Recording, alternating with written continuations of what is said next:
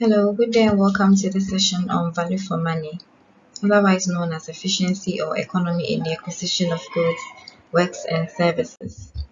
At the end of this section, you should be able to explain what value for money is, as well as explain the means through which value for money can be achieved, and finally propose critical steps for ensuring value for money.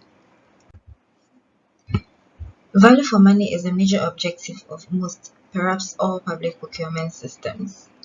In essence, monies expended in procurement do not belong to the people or the professionals who engage in procurement activities. Hence, the need for these professionals to abide or incorporate principles of integrity, transparency, and accountability in funds that they expend, especially in the public sector, who spends funds on behalf of the public to create goods and services as well as utilities for the general public.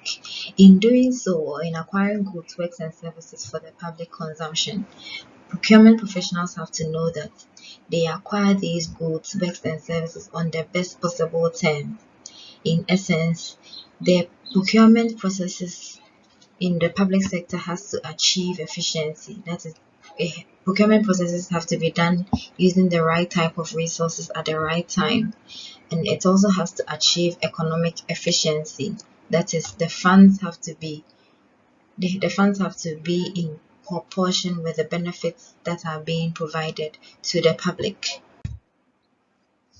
Value for money basically refers to the efficient, effective, and economic use of resources, which requires an evaluation of relevant costs and benefits, along with an assessment of risks, non-price attributes, and/or total cost of ownership as appropriate.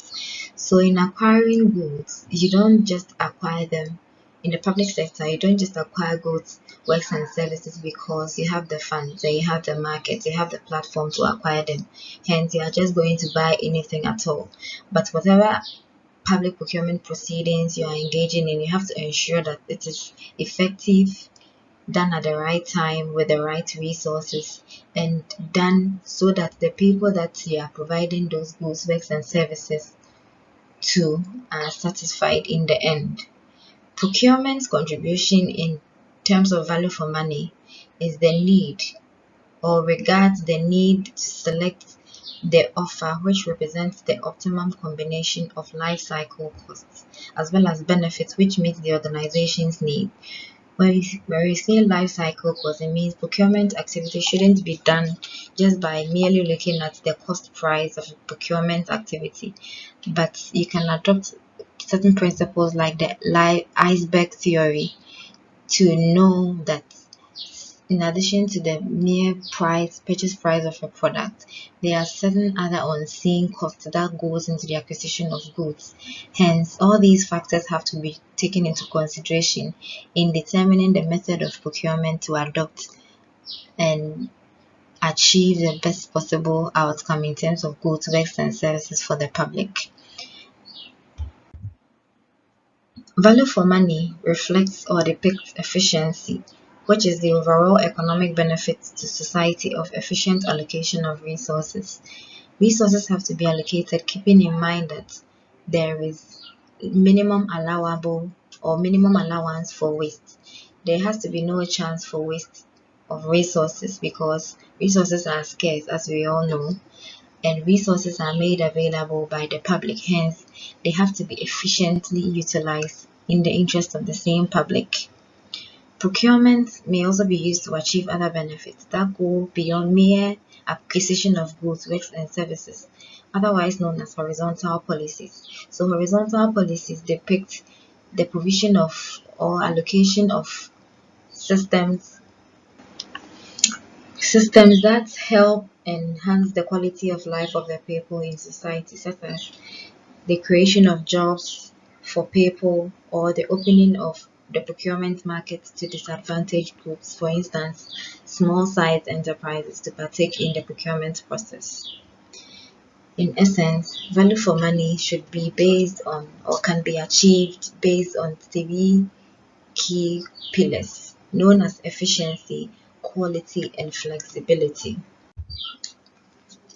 In order to achieve value for money, the process of soliciting offers And selecting a contractor in a public procurement process should: 1. Minimize the complexity of the solicitation, evaluation, and the selection process, because the goal of public procurement is to enhance competition.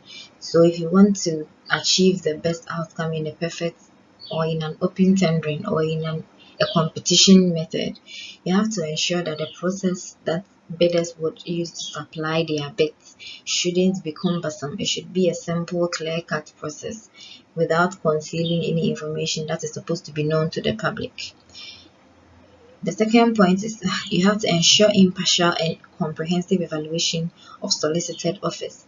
Mostly the criteria for evaluating tenders are stated in the invitation document. So procurement should endeavor as much as possible to use those same tenders in evaluating or assessing received tenders and not introduce any external or foreign term in the evaluation process. This will help to achieve value for money since the suppliers will put in their best bids, and then the evaluation criteria will provide the optimum supplier that should be selected for this or for the award of contracts.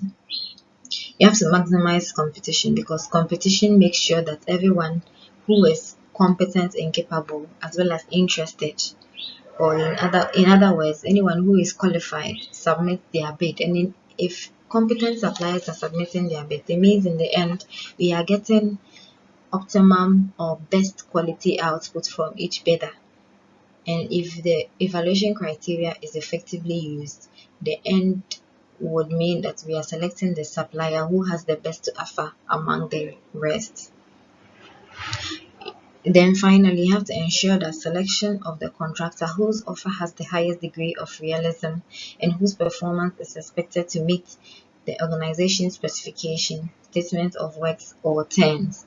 So the supplier that is selected based on competition should be the one who meets or exceeds the organization's expectations and should not be one who would have to go and renegotiate to come up to our level because they submitted an inferior offer which didn't meet the organization's criteria.